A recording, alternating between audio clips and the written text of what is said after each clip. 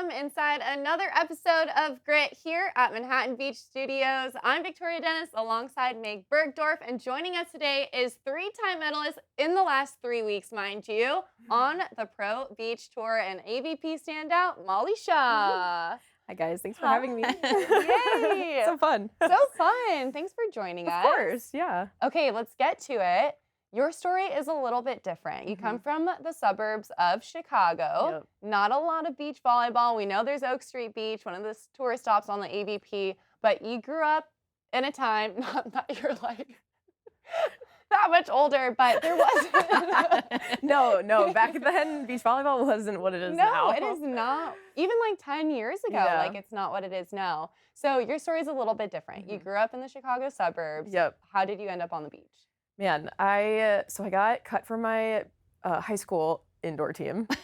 And I was a freshman and I was riding the bench, and then my sophomore year they were like, okay, get her out of here. And my sister was like an icon for the school, so it like broke my heart. And I was like, okay, Mom, that's it. Like moving on to something else. And my mom was like, I don't really agree with that. So someone came along and was like, we heard about this beach facility down the street. It's indoor courts. They play at North Ave, in the summer. Have Molly go there and see what happens. And I went there and I hated beach volleyball. I was so bad. I couldn't jump. I couldn't move. I was like, what is this? Like sand's on me. This is disgusting. And I got into the car the first day after my first practice and I was like, I don't want to do this anymore. And my mom was like, give it 4 days and I will let you quit if you hate it. And after 4 days, I was like, I kind of like it. So that's kind of like where it went. So that's how it started. And then you ended up at Grand Canyon University as a 4-year beach athlete. Yep. Only beach. Yeah, I walked on my freshman year. It was so new that they didn't have a lot of money. And I wanted it so bad. I offered to be a manager. And they were like maybe. And they kind of turned me down first. And I kept like emailing them. And I was like, here's my film. Like, come on. And they were like, okay, you can walk on if you want. And I was like, okay, fine. So I told myself I made the beach team when they said that. And yeah, I was like, come on, I'm a D1 athlete. And I went there and they, I got into the locker room and all the girls were like, who's she? And I was like, I'm part of the team. And they kind of didn't know what my name was, like had no idea why I was there. And after that, in my head, I was like, you know what? I'm going to pretend like I'm confident and kind of show them like I'm supposed to be here, even though I'm terrified and nervous. And it was quite an experience. But after that, my sophomore year, I was another walk-on. And then I finally got money when Kristen Bat Rohr came and took the program under her wings and changed it forever. So, I mean, it sounds like you have the sweetheart Midwest story coming into this, program. Yeah. And you had different coaches there. What was that like, transitioning from the Midwest, having one new coach and then another new coach in a collegiate experience? Yeah, it was scary. I felt like after my freshman and sophomore year, I finally built that relationship with the head coach. And he was the indoor coach for a while, so he was definitely new to the sport. And so going into my sophomore year, it might have been, or junior, when Kristen finally came, I was like, oh God, I gotta win over another coach. Like, shoot, maybe like this is that, next opportunity where she will love me and she will, offer me some money and I'll be like, maybe a face of this program. Like this is a good like opportunity for me. But then like, the thoughts crept in of like, oh no, like what if I do get cut? I have no money. They could literally tell me to just go home. Like, what am I supposed to do? So I was a little uneasy at first, but when I finally got Kristen, she's like mother bear. She's like my sister, everything that you could hope for in a coach. She's the greatest to do it, I think. So that's amazing. Yeah. To hear. Is there any advice you have for other athletes that might be experiencing a transition in coaching staff or programs? In the transfer portal. I think it's important to go into it with your glass half full or half empty, however you want to view it, of like going in with an open mind. And I think a lot of people get stuck because they're like, oh, you're not the old coach. Maybe they like them better. Oh, you're not the old coach. I don't trust you. And things get a little bit like, negative or bad. And I think just having an open mind and like using it as an opportunity to prove yourself and get better, because no matter who the coach is, you can always learn something, even if it's small. So yeah, that would be my advice. Grand Canyon has now made waves in NCAA volleyball. Yes. Mm-hmm. Are you a proud alum? Of course I am. And, Kristen did transition to ASU, but, the Lopes are always in my heart, and I always will forever love the color purple because of it. And I still think, there are people that overlook this school, but, those girls work super hard, and you underestimate how hot it is there and how aggressive the temperatures can be. And those girls, show up. And I knew when I was a player, sometimes practices were really early because it wasn't hot at that time. So, every school's working very hard, but yeah, Arizona is a tough place to play. What would you say? Go ahead. What would you say the culture of Grand Canyon beach volleyball is? Man, I think the culture is being, without using a pun or using your guys' name, is gritty. I think the girls are overlooked a lot of the times, and I use that in the nicest way because that was me, and it is an advantage. My favorite little quote or phrase is "beware the underdog," and I feel like a lot of those girls are like, okay, yeah, I'm not wearing a USC jersey, and I came from Iowa or what have you, but I'm going to show you what I have and who I am, and you're going to remember my name. And maybe it's not this time that I win against you, but the next time you're going to remember, what I can do. So that's what I think. I love that you mentioned that, because my question was, the rules are changing in NCAA, and they're shifting from a roster of plus 19 to just 19. There's also the change of scholarships. So unlimited scholarships are coming into play. How do you think that's going to impact collegiate sports? Oh, I think it's going to equalize it a lot. When I played with Piper Furch this summer, we would talk about her team, and the team is huge. And I'm like, me going to Grand Canyon, I was like, if I'm on this team, I'm going to be on the lineup. Obviously, it doesn't work out that way sometimes for some girls, but it was like do or die. And it would be really hard for me to sit and watch people play games because I was like, I need to be out there. This is all I want ever. So I think it could equalize some schools, because those girls that might be really great and maybe are missing it by a little bit on those big teams are going to transfer somewhere else to get more play time. To be, shown and to show themselves and what they can actually bring. Yeah. So how did you end up on the AVP tour? You liked volleyball enough after college? I didn't know I wanted to do it until I think it was sophomore year. I found out what the AVP was. And I saw that they were going to be in Huntington, and I convinced three of my friends to drive out to Huntington, because California, to me, I wanted to go to California for school, but no, I kind of was overlooked, which is the story, and finally landed at Arizona. But California was this mythical place, magical, and I was like, I want to move out there, and my mom was like, no. And so I ended up driving with my friends, and I saw my first game was Casey Patterson, and I fell in love with the way he played. I was like, I love how confident and cocky this guy is, and he's really good, and he's funny. It's enjoyable to watch. And after that, I remember watching Betsy play. I think it was maybe the year they won. And yeah, that changed my mindset forever. I think after that, I was like, I want to do this. What does it take to do this? And I asked Kristen, and she was like, it's going to take a lot. There's a lot of girls out there. You're a small name. You would have to move out there full time, put yourself out there, blah, blah, blah. And I was like, okay, let's do it. And I think after my sophomore year, I convinced my mom and my dad to let me move out there, and my mom was so against it, but finally let me go. And I think that she gained a lot of trust because I am very self-driven, so she didn't think I was just going to go out there and blow up a ton of money. And after a while, she was like, oh wow, you really want this. So I proved to them that it was okay to let me do that. Your mom let you go. You found yourself in the South Bay. Yep. Found yourself a husband. Yes. Woo! Before we get to him, let's focus a little bit more on the beach volleyball side. We'll get to the hubby wife stuff in a minute. But you showed up. Did you feel overlooked when you moved to the South Bay? How was that? Yeah, absolutely. You're a very small fish in a gigantic, not even pond, you're in an ocean. And when I got there, Kristen gave me some contacts. I was training with Liz Masakayan, and still to this day, I love her. She's amazing. But she moved out of here and was like, peace out, beach volleyball. And I was like, no. Another one bites the dust. I know. I was like, don't leave me. And she's so happy now. But Yeah, I moved to San Diego, and I quickly realized that was not a good idea. And I tried out for the U20 something USA team, and I made it. And that was like one of the first times that I was like, oh What year was that? gosh, 2018?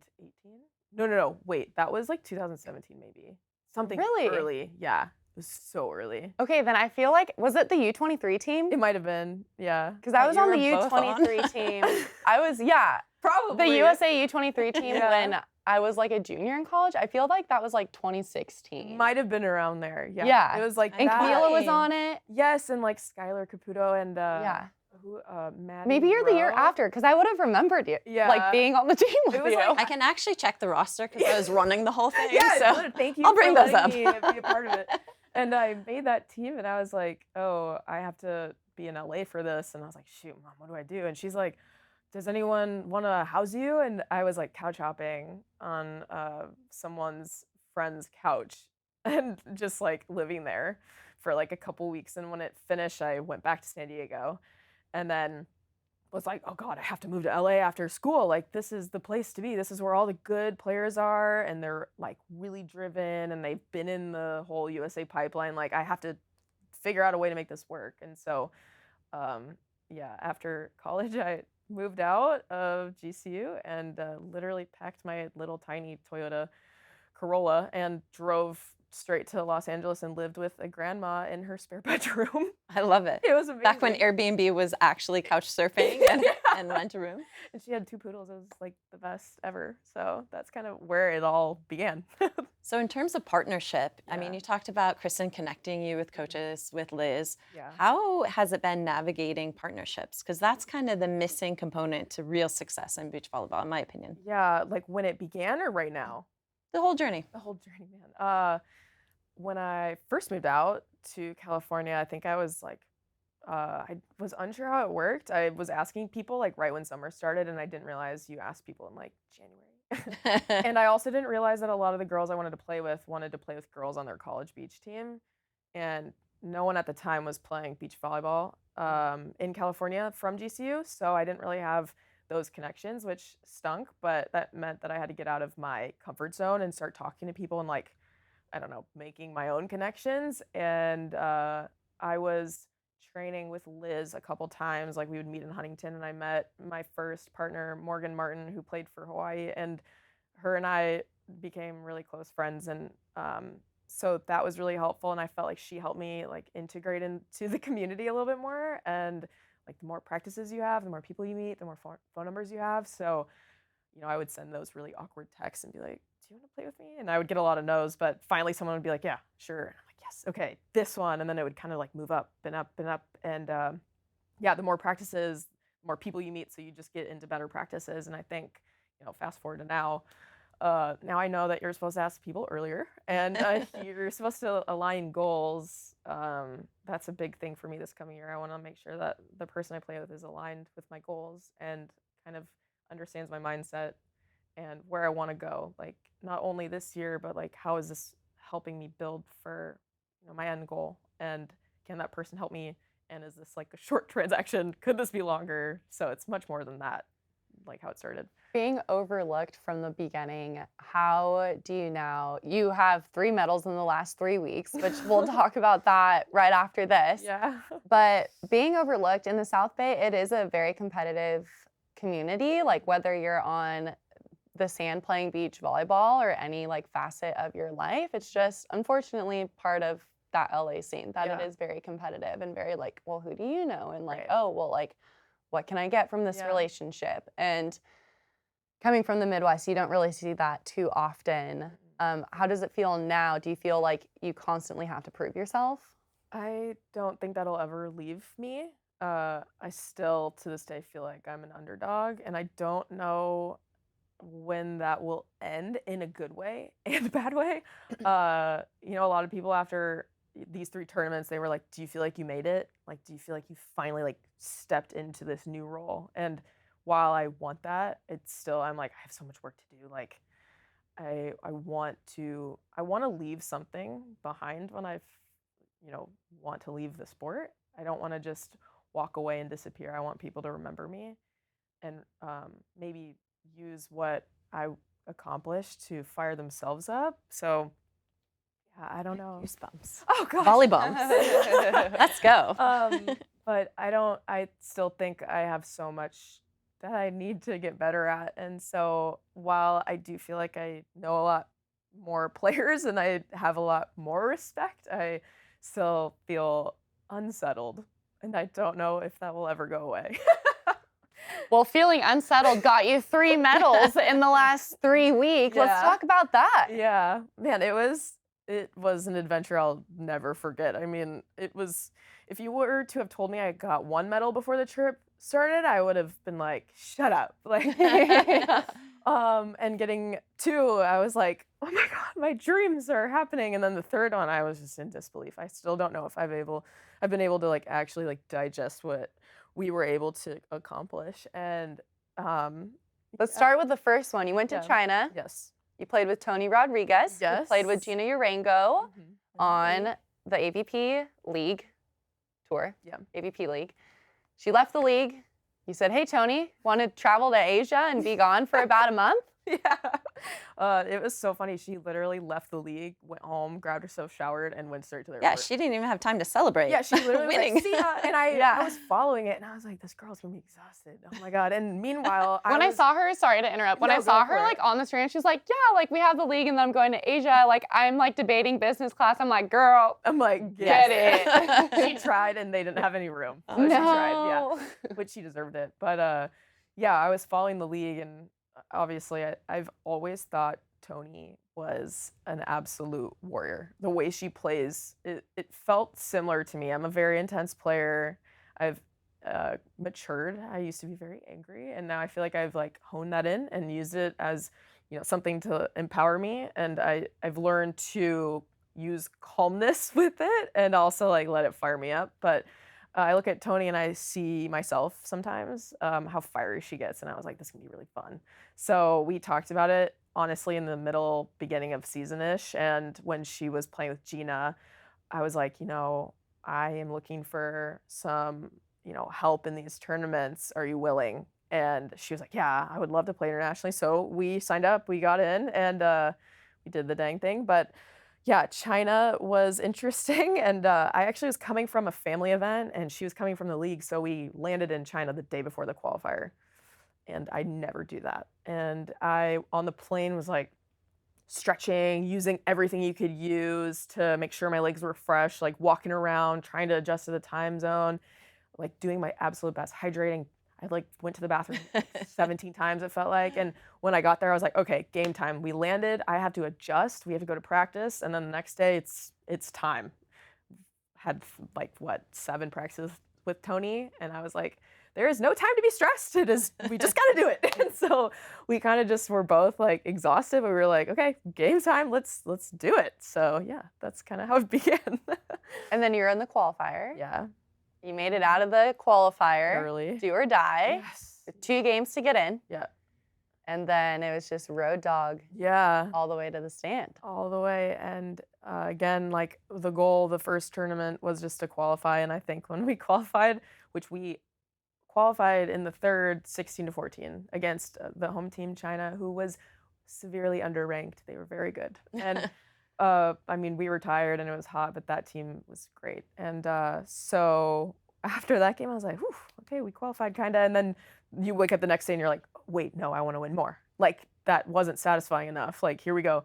And yeah, when we got to the semifinals, I just looked at Tony after we won the final point. I was like, we got that medal. Because I was like, that's all I want. I just want a medal, just one. And then, yeah, after that tournament, I honestly like loved China. It was one of the spots where I was most nervous about, but China was so great and the people were so kind. And the city you were in. Haikou, I think that's how you pronounce it. Okay. Yeah, it was very sunny. A lot of people warned us like maybe it would be cloudy and the air quality wasn't going to be as great, but it was amazing.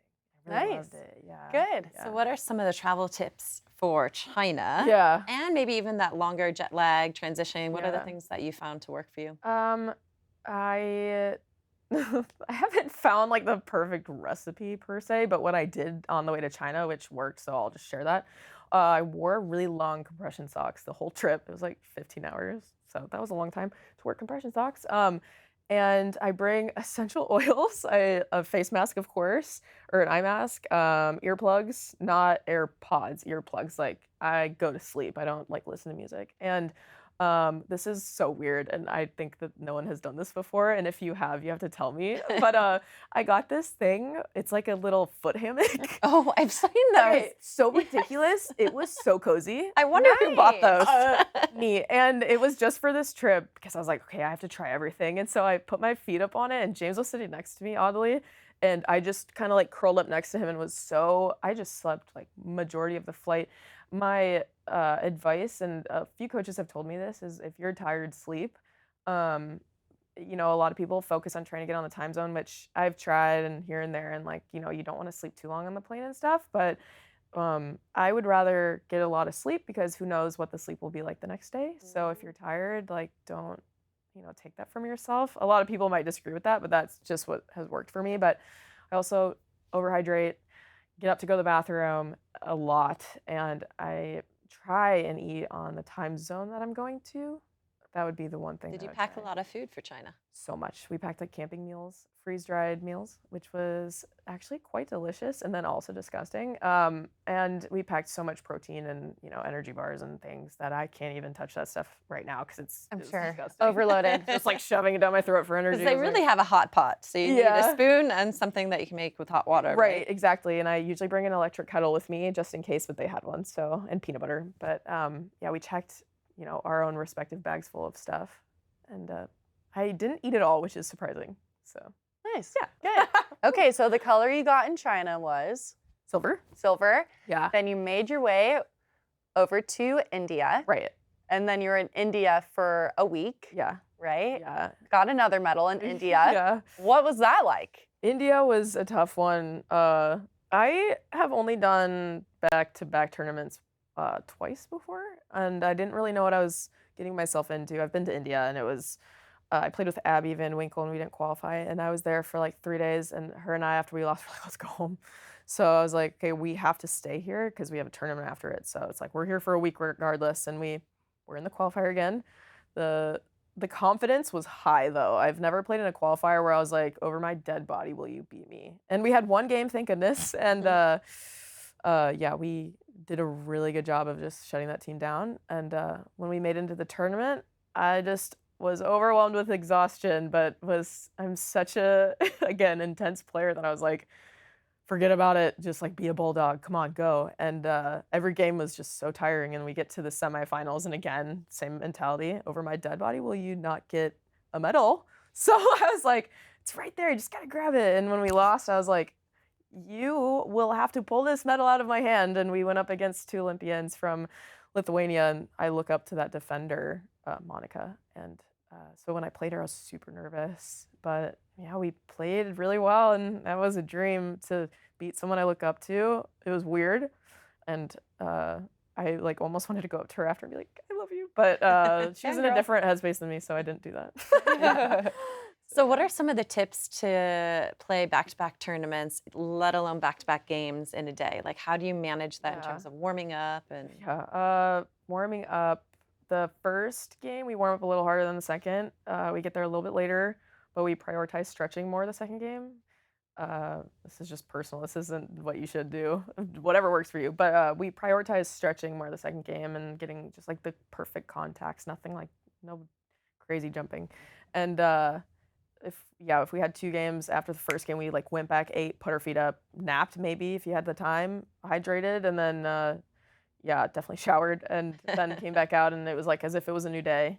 And back-to-back tournaments, it was really hard for me. It was a little new, and I really had intrusive thoughts of like, you got your medal, like kind of sit back a little bit. But then those thoughts went away very fast, and I was like, again, we had a layover in Bangkok. We talked about this before the show, and I really wanted to relax, and I could not turn it off. I was just like, oh God, I gotta adjust. Like, here comes the next tournament. And I just wanted it so bad. It just like felt so in reach.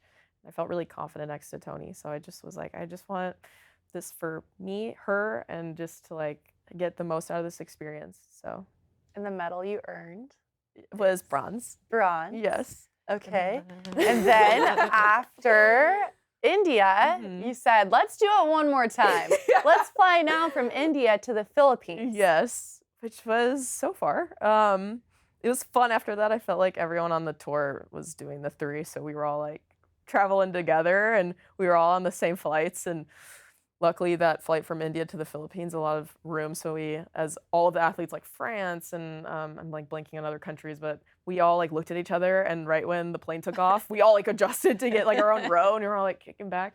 But yeah, going to the Philippines was a weird feeling because again, you're riding on this high, and then you have this huge target on your back, and a couple really good teams came to that one. Ittlinger from Germany and her partner, and a Brazil team. And I looked at that tournament, I was like, this is gonna be the hardest one, which is so funny that we got gold. And I like went into that tournament, I was like, this is gonna be tougher. Do not hate yourself if you don't get a medal this one. But we had so many people coming up to us in the qualifier, like before we started, and they were like, go for gold this time. And I was like, shut up. Don't you think we want to do that? And it was just scary because any qualifier, I take it very seriously, as you should, as most people do. And I respect everyone. And so you never really know what's going to happen if nerves will take over. So that qualifier game was very scary. Although I was really confident, I was also like, this team wants to beat the 2-time medalist more than anything. So I was like, they're not going to come in nervous. I'm sure they were like, oh, shoot, we drew them. But your mind shifts after that, and they're like, okay, well, we can't get anyone else, so we have to beat them, so let's freaking go. And after we won that game, and I don't want to say like we coasted because every game was so like heavy, as was every other tournament. So yeah, when we finally got to the semifinal, I was pretty exhausted, and so was Tony, and we kind of looked at each other like, we're gonna do this if it's ugly. And in the final, I tweaked my knee a little bit the second game, the second set, and I was like kind of blacked out a little bit because I was like, is this a major injury? Like, can't believe this is happening right now. And Tony looked at me and was like, are you okay? And I just was like, yes, like straight face. And I was like, I don't know if I'm okay. And then after a few points, I was like, oh my God, am I gonna have to forfeit this game right now? It was so painful. And then all of a sudden it just went away.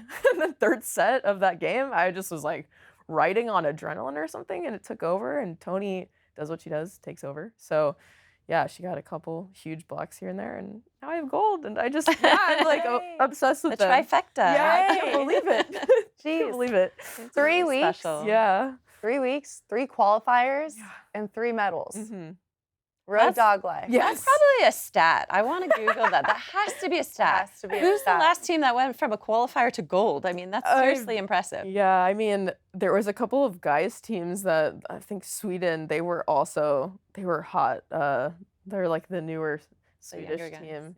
They might have actually done it. I don't know if they came from the qualifier or not, but it was cool to see them. They're like so young. I think they won, and after they were like, what are you gonna do after this? And one of them was like, I have a couple of homework assignments due. And I'm like, meanwhile, Tony and I were like, we're gonna go to bed. So yeah, it was great. So tell us about playing in the Philippines, because the culture of volleyball there is very, very different, and many people might not know what that is like. Yeah, I mean, every place we went, people were looking at us like, oh my God. I mean, like when I walk around with James, he's like so obviously not from China, India, or the Philippines. So everyone's like, can I get a picture? And he's super tall. But the Philippines. Your husband's like 6'6", blonde hair, blue-eyed, right? Yeah, just like the opposite of every. Setter at Stanford. Yes, yeah. And I mean, he knows, he played overseas indoor, so he knew what that feeling was like where people were obsessed with you. But as someone who, came from like not a beach community and like kind of no one really knew who I was, like no one really was obsessed with me and hasn't been like craving an autograph. So when we were in the Philippines, I was like, why are you ripping my jersey off of me? Take it. Like, I'll just give it to you. No, they're so passionate. Yeah. And even for like VNL on the indoor side, the fans are off the charts. Yeah. Like, imagine like the fan base for the Super Bowl in the US and then times it by 100. And that's literally what it's like in the Philippines for volleyball. Yeah. Like, they love it. It's a religion. It is. They bleed for it. Yeah, and I didn't really know this going into it, if I'm being honest. So when we got there, I was just like, this is funny. Like, this is weird at the airport. And then we got to the next place. I was like, this is funny at the hotel. And I'm like, what's going on? And they were so great. They knew my name. They were cheering for me. And usually, like, the U.S. isn't like, the country people cheer for. So when they were cheering for us, I was like, do I know someone in the stands? I would like literally would make eye contact with them, like, cheer for me. And so after I would give them my jersey, and yeah, they were so kind, and they all like followed me on Instagram, and I'm like, and DMing me and like telling me, Yes. singing my praises. I was like, yes, the "This is human." DMs. Yeah. Yes, absolutely. You're Yeah. like, am I Taylor Swift on the Eras Yeah. tour? Like, Yeah. what's happening? It was weird, and I at one point was like, okay, I just need to like take this in because who knows when this is gonna ever happen again. But it was so funny. That's so fun. Yeah, they're really sweet. So fun. And you did it all with your husband. Yes. With the 3 weeks, James went with you. Yeah. He was pro indoor, part of Team USA indoor, Yep. came onto the sand. Yeah. He's been on the sand for a minute now. Yeah. And he was by your side. But Yeah. you let Tony know that it wasn't a vacation. Yeah. Going into it, Tony and I had a conversation because I told her, I was like, going on this trip, I want a medal or medals. Like, I'm not going on this trip to just, play on the tour. Like, this is a dream of mine. And I was like, let's do this, me and you. And I also sat her down and was like, I know that having my significant other will be a process. I've never really done this before, except for one tournament. It was like 4 days. Of course, the AVP is different. And so I, told her if she has any concerns, please tell me, and to let her know that I am her teammate, and it's not going to ever be like James and I versus her, and it's going to be like Tony and I and James and I, and that's what I've set it up to be. So when we got there, everything was great. We all hung out. It was amazing. I just wanted to like set the standard, not that I thought anything bad was going to happen. I just like, you never know. There's a lot of dynamics that can play into it. And you're on the road with someone for so long, you can either get really annoyed with them or like become best friends. So I didn't know what way like it could ever go. So I wanted to set the standard straight. And having James there was amazing. Having him out there taking my photo on the podium was like the most amazing thing. I watched the final after we won, and his head, like he just covered his face and was like, oh my God. And I was like overwhelmed when I saw him react because, yeah, it's like his reaction means the most to me. So that was really sweet and special to have him there for all of them. So One for the scrapbook. yeah, seriously. Yeah. That's so special. That's amazing. So, talking about being married Yeah. as a pro athlete, but also just wedding advice or tips for future brides. Yeah. If you were to redo it again, Yeah. and the advice you have. Man, gosh, so much is going through my head because there's so much advice I could give. I think the one that I'll just use the one that popped up in my head because I've not obviously, but some people know that I've been through an eating disorder and I'm still navigating it with like therapy and a dietitian. And I think the hardest thing for me and the thing I was nervous about most was getting a dress and trying dresses on, and the culture of it, and losing weight and wanting to be like your perfect self during it. I think that's what I was most nervous about. And I think like advice would be to, number one, this is like really tedious, but like make sure that you eat breakfast before you go and try dresses on. I think that was like something I built up for so long and like worked really hard on, was like getting up that morning and like making sure I was myself and not starving and, going crazy because I'm hangry. And I like wanted to be my most present self and my true self during that process so that it didn't ruin it. And I ended up eating breakfast, and I think that was like the thing that I think girls don't talk about, is that you like are expected to be losing weight, your best shape when you're getting married, but it's, James or whoever it might be, your husband, your wife, they want to marry you for you, not what you look like. And although the pictures will last forever, you have to feel like yourself that day. So I wanted to make sure of that for myself, and I think that's something that all girls should make sure of if and when they get married. Yeah. Part of that journey, you've been open about mental health and the nutrition side of it. What has that journey been like for you? It's been a roller coaster. College was really hard. I was introduced to aggressive dieting, and I hung on to it because I'm a very again self-driven person, and I like to be my best self, and I thought my best self would be to eat a certain way, and that would make me look a certain way and make me play a certain way. And that was the worst thing I could have done for myself. I felt like, not that I went backwards, but I felt like I was just here for years. And when I finally let go of that and stopped dieting, which it's been 3 years since I've dieted, which is huge for me, I I've never felt more confident in what I look like, who I am, and how I'm playing. And there's no diet or regimen that I follow. Like, I just do what feels good for me now. But I've been through a lot of therapy, and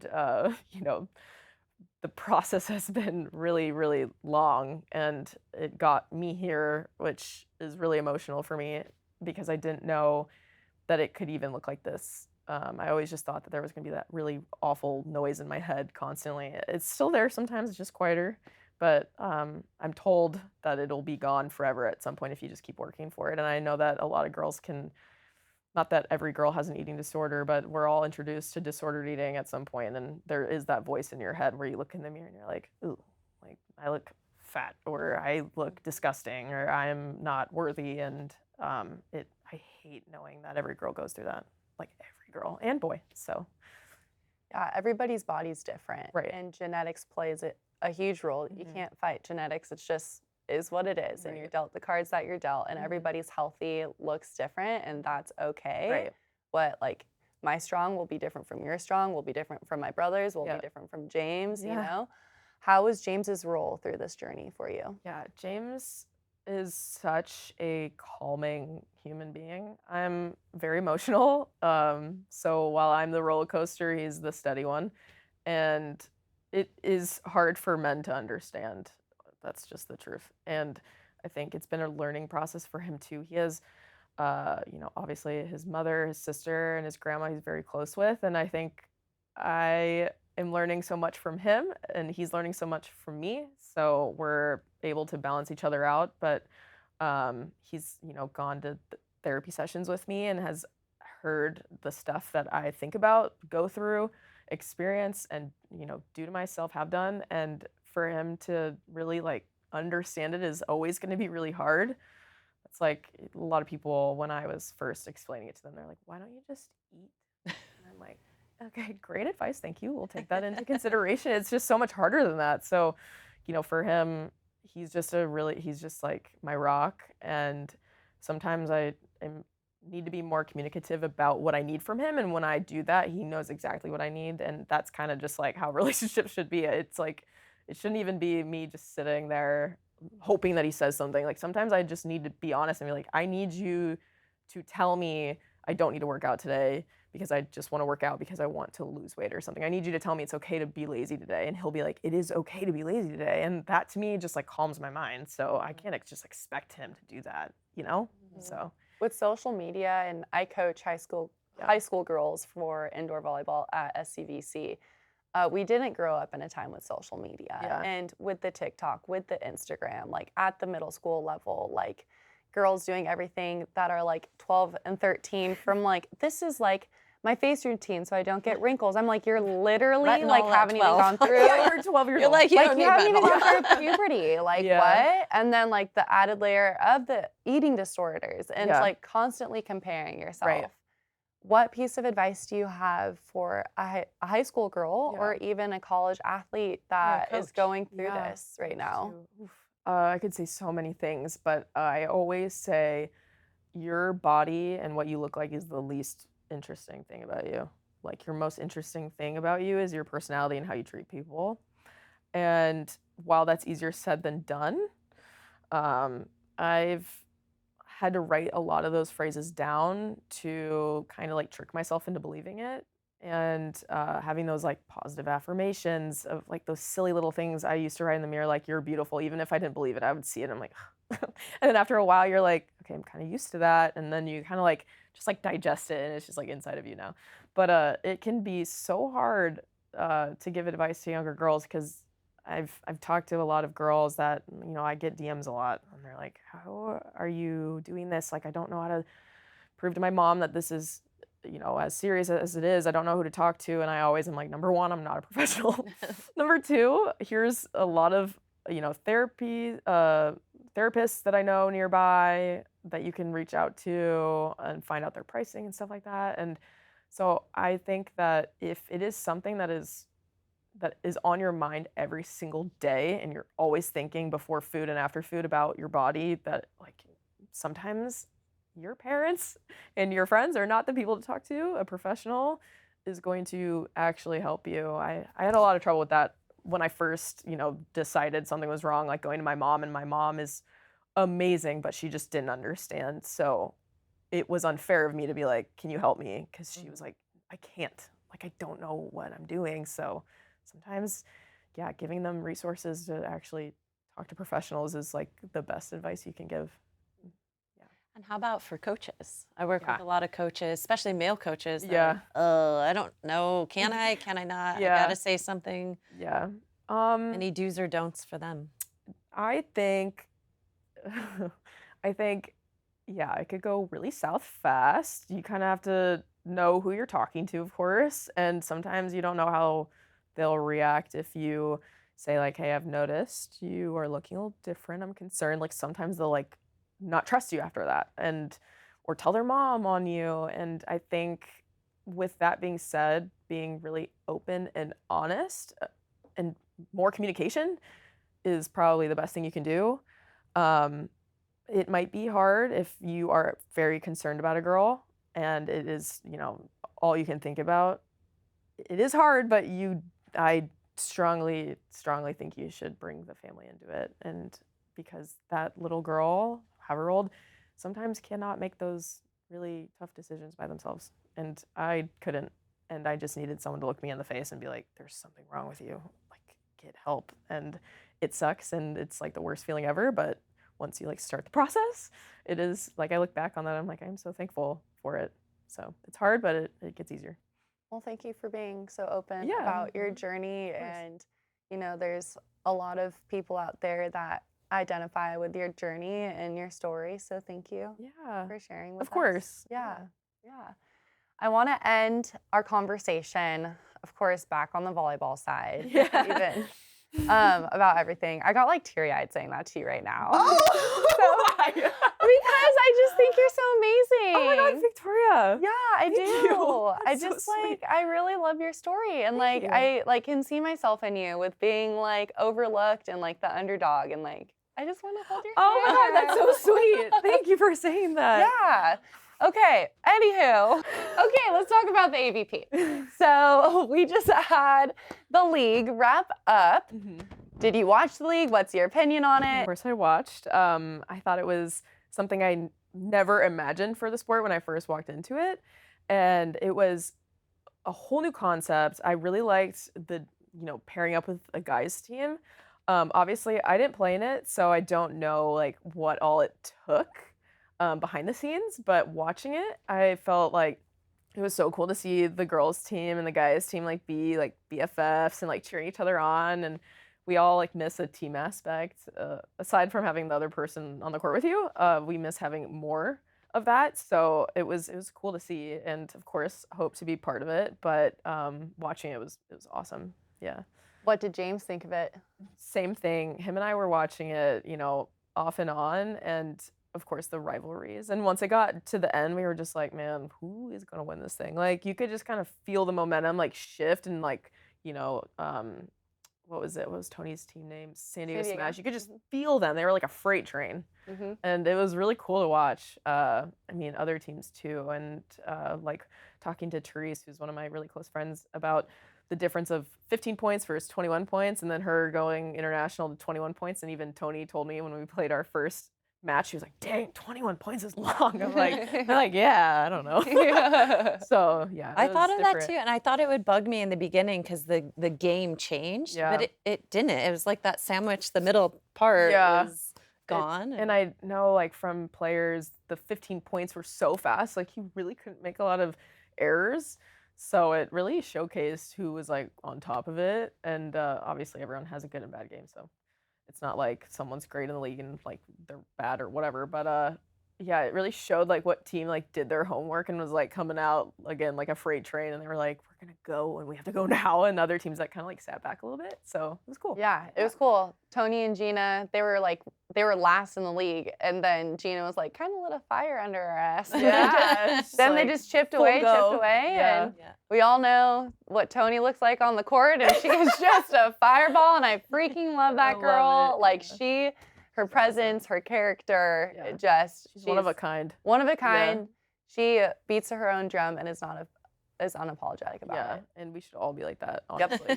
Even if we're 100%. not as outgoing as her, we should all do that. Yes, absolutely. Yeah. Lean into your character, Exactly. whatever it is. Right. Well, thank you for being here. Thanks for having me. Yeah, you fun. go and enjoy. Be where your toes are. Yeah. Enjoy the moment. Thank you. Right? Heading Yeah. into the holiday season. Yeah. Enjoy Christmas Thank with you. your Yes, hubby too. and family. Yeah. Yeah, and we'll see you in the new year. Awesome. All right. Thanks, guys, for tuning in this episode. Make sure to subscribe and like this video, of course. Keep it gritty out there. Make that boom, boom, make that boom, boom, this, make that bounce and this.